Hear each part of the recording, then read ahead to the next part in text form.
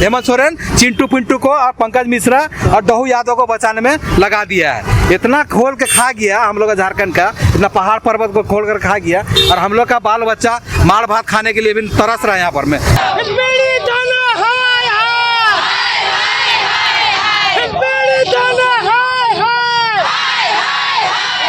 मैं तो बिल्कुल भी सेफ नहीं रहूँगी। मेरा तो भरोसा ही उठ गया है, क्योंकि जिस तरीके से यहाँ पे एक मर्द हो के कर भी उनको सुरक्षा मतलब उनकी बात नहीं सुनी जा रही, तो हम तो लड़कियाँ हैं, हमारे साथ और भी बहुत गलत हो सकता है हमारे साथ। ये जो आदिवासियों के प्रति मानसिकता है, जो हम लोगों के लिए जो मानसिकता है कि ये छोटे लोग हैं, इनसे और कुछ नहीं हो पाएगा, तो ऐसे छोटी छोटी घटनाओं को हमेशा दबा दिया जाता है बड़े अधिकारियों के द्वारा में। उनमें अभी भी आदिवासियों के प्रति जो संवेदना या फिर जो मान सम्मान होना चाहिए वो अभी तक नहीं आ पाया है। तो मैं जो वर्तमान सरकार है उनसे आग्रह करना चाहूँगा कि वो अपने उच्च अधिकारियों को दिशा निर्देश दें। हम आदिवासी मूलवासियों के साथ इस तरह का घटना हो रहा है, ये काफ़ी निंदनीय है और ये कभी बर्दाश्त नहीं किया जाएगा।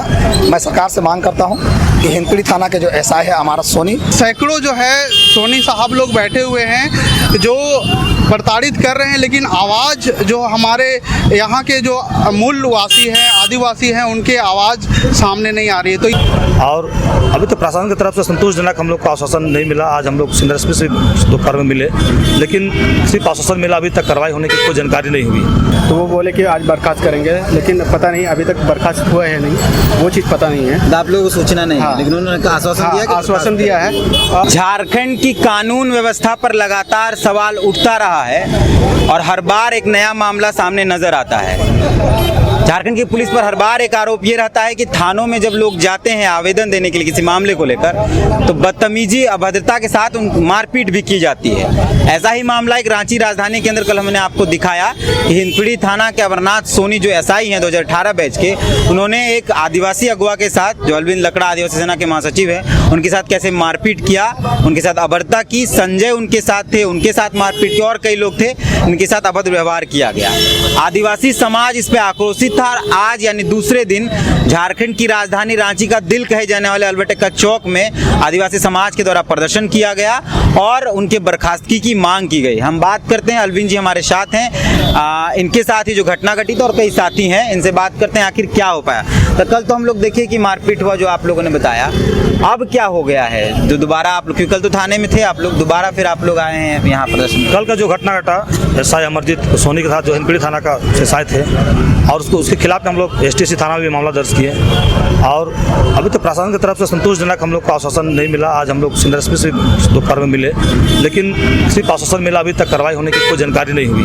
कि हम लोग सीधा यही है कहना है हम लोग को कि उन्हें अविलंब बर्खास्त किया जाए। जो वहाँ का जो एसआई थे अमरनाथ सोनी जी, उनको बर्खास्तगी का मांग करते हैं, और ये अविलंब होना चाहिए, 24 घंटा के अंदर होना चाहिए। और नहीं हुआ तो हम लोग आगे और आंदोलन करेंगे, ताकि इस तरह का पुनरावृत्ति और किसी के साथ में कोई आदिवासी सामाजिक कार्यकर्ता या कोई भी जमीन रैयत या कोई भी आम नागरिक के साथ में इस तरह का घटना ना हो।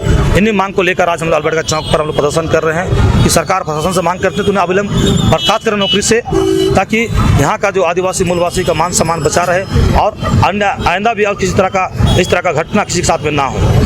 एसएसपी साहब के साथ शायद आज आप लोग की बैठक भी हुई, क्या बात हुई? वो बोले थे कि मतलब एसएसपी के साथ बैठक हुई, तो वो बोले कि आज बर्खास्त करेंगे, लेकिन पता नहीं अभी तक बर्खास्त हुआ है नहीं, वो चीज़ पता नहीं है। तो आप लोगों को सूचना नहीं है, लेकिन उन्होंने आश्वासन दिया है। और उसके बाद फिर मतलब लाइन हाजिर करेंगे, ये बात बोला गया है। बर्खास्तगी की बात नहीं हुई जी, वो बोले कि लाइन हाजिर करेंगे, सस्पेंड करेंगे। हम लोग सस्पेंड नहीं चाहते, हम लोग बर्खास्तगी चाहते हैं। अच्छा, जो आप भी थे ना उस दिन थाने में, कि आप नहीं थे? नहीं थे आप, लेकिन इनके भाई हैं। आप लोग क्या चाहते हैं? हम लोग चाहते हैं कि जो भी मतलब मामला है वो न्यायपूर्ण तरीके से संज्ञान में ले सरकार, उसके बाद उसमें न्याय दिलाने का कोशिश करे। जो भी मामला है वो अपने स्तर से जांच ले, सच या जो सच सही होगा उनके पक्ष में फैसला दे दे। 5 सालों से मामला चल रहा है कोर्ट पे, है ना। बार बार आप, हम तो वहाँ पे दिन भर रह नहीं पाते हैं, आप वहाँ पे बना लेते हैं अपना, है ना। तो आप धीरे धीरे पूरा जो रकबा है वो उसको कब्जा करते जा रहे हैं। हम चाहते हैं प्रशासन इसमें हस्तक्षेप करे। हिंदपीढ़ी थाना जो इसमें मिली भगत कर रही है वर्षों से, उस पर वो कार्रवाई करे और इस मामला को निष्पादित करते हुए जो न्याय का हकदार है उसे न्याय दिलाए। क्या नाम है आपका? मेरा नाम सविता कच्छप है। थाने में हर बार इस तरीके का मामला आता है, कोई व्यक्ति जाता है उसके बाद मारपीट किया जाता है, गाली गलौज किया जाता है, ये आम भाषा है किसी भी पुलिस पदाधिकारी। महिलाएं थाना जाएंगी तो इसमें कैसे सुरक्षित रहेंगे आप बताएं? इसमें तो बिल्कुल सुरक्षित नहीं रहेंगे, क्योंकि सबसे बड़ा सवाल यहाँ पे होता है कि इन अधिकारियों को जब कोई भी आईपीएस ना तो कोई धारा ना कोई सेक्शन जब डेफिनेशन पता ही नहीं होता सही तरीके से, फिर इनको नियुक्ति कौन दे जाता है? जब उनको सुरक्षा के लिए यहाँ पे रखा गया है तो वो हमारे साथ ही बदसलूकी करते हैं। जैसे कि झारखंड आदिवासी बहुल एरिया है, तो जब भी कोई बड़े अधिकारी का सिलेक्शन किया होता है तो लोगों को उस लोकल एरिया का पर्टिकुलर लो पता होना चाहिए।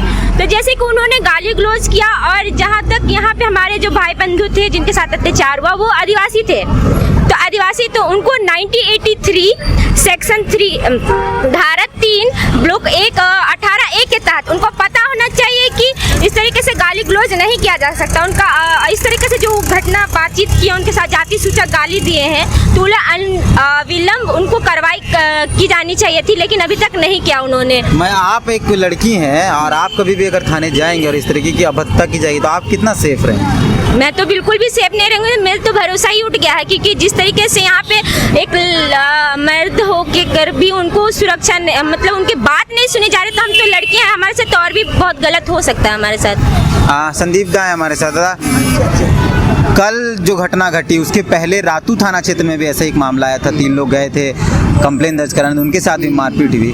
कहा यह जाता है कि पब्लिक और पुलिस के बीच एक फ्रेंडशिप होना चाहिए ताकि समाज बेहतर हो, लेकिन यहाँ तो कुछ दिखाई नहीं पड़ता है झारखंड के अंदर। देखिए, जैसे बहन जी ने इस बात को बहुत ही साफ तरीका से रखी कि आप जो है जब 5वीं अनुसूचित क्षेत्र में काम कर रहे हैं तो यहाँ के जो लॉ है, कस्टमरी है, उनको जानना बहुत ज़रूरी है। तो यहाँ ये हमारे लिए विडम्बना है कि यहाँ पर जो भी पुलिस प्रशासन नियुक्त किए जाते हैं उनको कोई भी लॉ कानून यहाँ पता नहीं होता है। दूसरी बात ये है कि ये तो चलिए हमारे जो है कुछ प्रबुद्ध अगुए हैं जो कि जब उनके साथ में ऐसा समस्या हुआ तो खड़े होकर प्रखर रूप से आगे बात को रखे, लेकिन यहाँ मैं सोचता हूँ हजारों ऐसे लोग हैं जिनको प्रताड़ित का सामना करना पड़ता है, जो प्रताड़ना हो रहे हैं। तो ऐसे सैकड़ों जो है सोनी साहब लोग बैठे हुए हैं जो प्रताड़ित कर रहे हैं, लेकिन आवाज़ जो हमारे यहाँ के जो मूल वासी हैं, आदिवासी हैं, उनके आवाज़ सामने नहीं आ रही है। तो ये काफ़ी मेरे लिए वेदना की विषय है।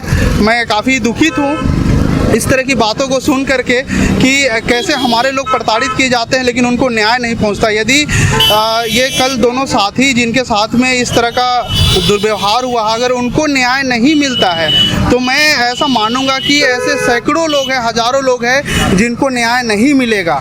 तो इसका एक तरह से सरकार या तो फिर जो थाने हैं वे निर्णय ले और तत्काल बर्खास्त करके उनको जेल भेजे, तब हम जानेंगे कि यहाँ के आदिवासियों मूलवासियों के साथ में आने वाले दिनों में भी न्याय होगा। रघुवर दास के दौरान, जब रघुवर दास मुख्यमंत्री थे तो उस दौरान ऐसी घटनाएं होती थी तो कहा जाता था कि वो छत्तीसगढ़ के मुख्यमंत्री हैं और आदिवासियों के दर्द और मर्म को नहीं समझते। लेकिन वर्तमान में 2.5 साल से जो सरकार है, जो मुख्यमंत्री हैं, वो तो आदिवासी हैं, उसके बाद भी ऐसी घटनाएं हो रही हैं। इस पर क्या कहें? ये काफ़ी चिंता का विषय है कि आज हम आदिवासी मूलवासियों का सरकार होने के बावजूद भी हम आदिवासी मूलवासियों के साथ इस तरह का घटना हो रहा, ये काफ़ी निंदनीय है और ये कभी बर्दाश्त नहीं किया जाएगा। मैं सरकार से मांग करता हूँ कि हिंदपीढ़ी थाना के जो एसआई है अमारत सोनी, उनको अविलंब बर्खास्त किया जाए, अन्यथा हम लोग आने वाले समय में उग्र आंदोलन करेंगे। सरकारें बदल गई हैं। 2.5 साल पहले एक सरकार बदली, 2.5 साल हो गया सरकार नहीं बने हुए, सिस्टम लेकिन वैसे ही है। आज भी हम लोग और लोग बाकी लोग सड़क पर हैं, हम लोग कवर कर रहे हैं आंदोलन और बाकी लोग आंदोलन कर रहे हैं। कोई फ़र्क नहीं पड़ा है पूरे सिस्टम पर। इस पर क्या कहें? यही कहेंगे कि ये जो आदिवासियों के प्रति मानसिकता है, जो हम लोगों के लिए जो मानसिकता है कि ये छोटे लोग हैं, इनसे और कुछ नहीं हो पाएगा, तो ऐसे छोटी छोटी घटनाओं को हमेशा दबा दिया जाता है बड़े अधिकारियों के द्वारा में। और ऐसे छोटी घटनाओं को हमें आश्वासन दे दिया जाता है कि आप चलो हम लोग कार्रवाई कर रहे हैं और इसमें कुछ आगे नहीं होगा, और हम लोग इसी तरह से किनारे हट जाते हैं और हम लोग अपने हक की बात जब भी करने बैठते हैं तो हमें दरकिनार कर दिया जाता है। और ये मानसिकता जो है हमारे आदिवासी भाइयों के खिलाफ में, ये मानसिकता बदलने की ज़रूरत है, क्योंकि ये नहीं चाहते कि हम लोग भी आगे बढ़ें और हमें अपने हक के लिए खड़े हों। तो आज हम लोग अपने हक के लिए खड़े और इसके बावजूद हमें दबाने की कोशिश की गई।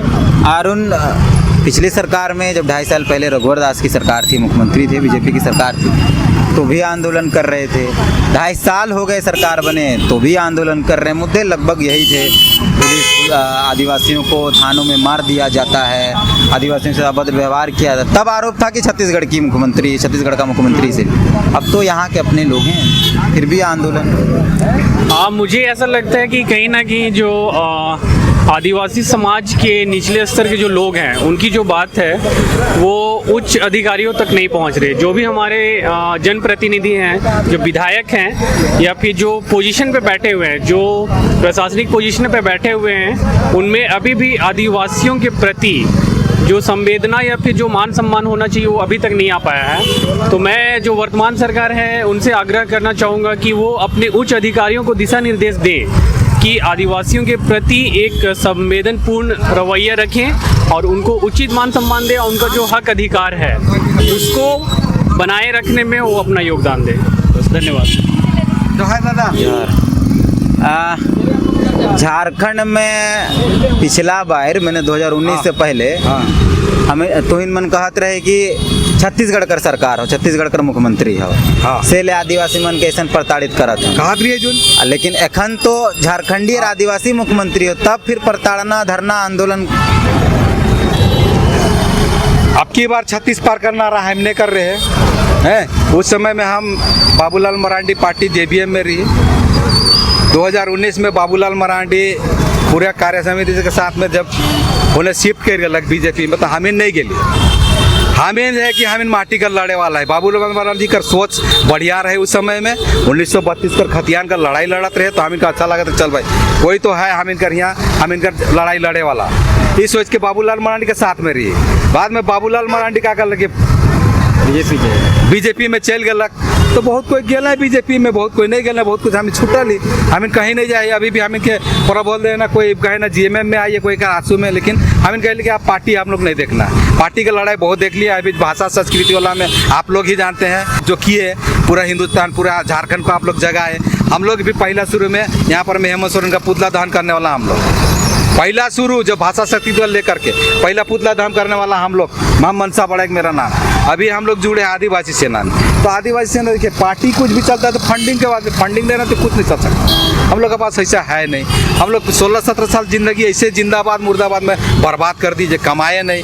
घर में हम सरकार तो बदले, उसके बाद भी वही व्यवस्था है। सरकार बदले। हम लोग सोचे थे कि हेमंत सोरेन जो बोल रहा है, अगर शिबू सोरेन का बेटा है, धरती पुत्र है, हम लोग का झारखंड का माटी का पुत्र है, शिबू सोरेन का बेटा है। शिबू सोरेन 40-45 साल जल जंगल जमीन में रह करके लड़ाई लड़ा, झारखंड को किया, आज़ाद किया। तो हम सोचे कि चलो बाप का गद्दी में बैठेगा तो शिबू सोरेन का दिमाग से इसे काम करेगा तो अच्छा काम करेगा। हम लोग सोचे कि आने वाला समय में अगर ये जो बोल के आ रहा है कि 1932 का खतियान लगाएंगे, स्थानीय नीति लगाएंगे, 1932 खतियान लगाएंगे, नियोजन नीति बनाएंगे, 2 लाख नौकरी देंगे, ये बोल रहा है तो अच्छा बोल रहा है। हम लोग सोचे कि अच्छा बोल रहा है, चलो इसको जिताएंगे। लेकिन इसको जीता करके तो हम लोग को फायदा नहीं हो। जहाँ तक नुकसान हुआ, जब विधानसभा सत्र चल रहा था 25 उसको, तो उसमें बोला गया कि स्थानीय नीति वाला आवाज़ उठ रहा है 1932 का, तो उसमें बोला कि 1932 के आधार पर हम स्थानीय नीति नहीं बना सकते, नियोजन नीति बना। उसी समय हम लोग का पारा चढ़ गया।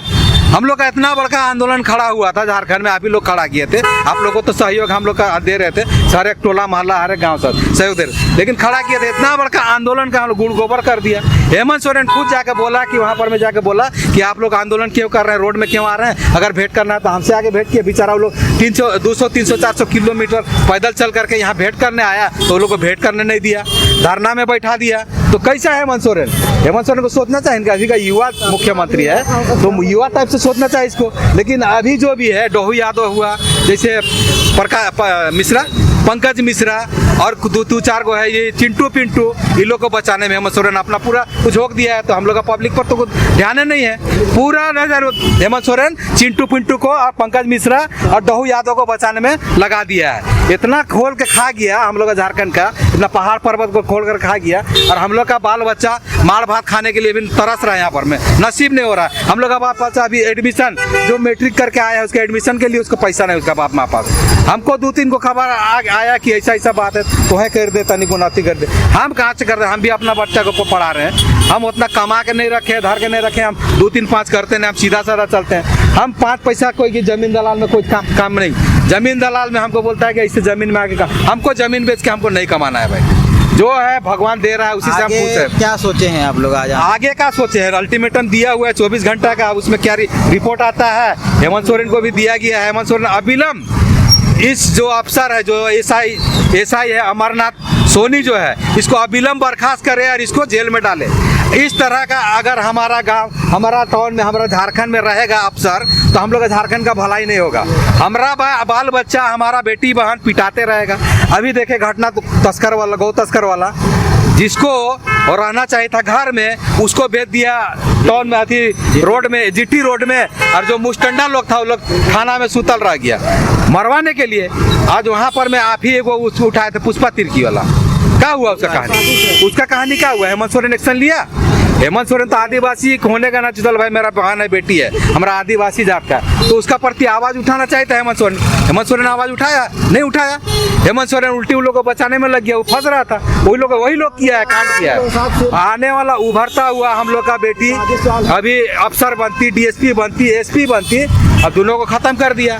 एगो फिर इधर उमेश कुजूर क्या इंस्पेक्टर का कांड हुआ था, जो गला में फांसी लग करके अथी में लटका दिया था। तो आप लोग फिर आंदोलन करेंगे 24 घंटा में? कुछ नहीं हुआ। आंदोलन करेंगे भैया, आप लोग हम लोग को साथ दीजिए, आप लोग थोड़ा सा हम लोग को बैक सपोर्ट कर दीजिए। आंदोलन तो हम कर रहे हैं, हम लोग करेंगे, हम लोग डरने वाले नहीं है, थाना पुलिस डरने वाले नहीं। अब मोदी है कि वहाँ पर में दिल्ली से 1 रुपया किलो चावल में ठग रहा है, और हेमंत सोरेन यहाँ ठग रहा है, धोती साड़ी योजना में ठग रहा है हेमंत सोरेन। आपको हमारा यह वीडियो कैसा लगा हमें कमेंट करके बताएं और हमारे चैनल को लाइक और सब्सक्राइब ज़रूर कर लें।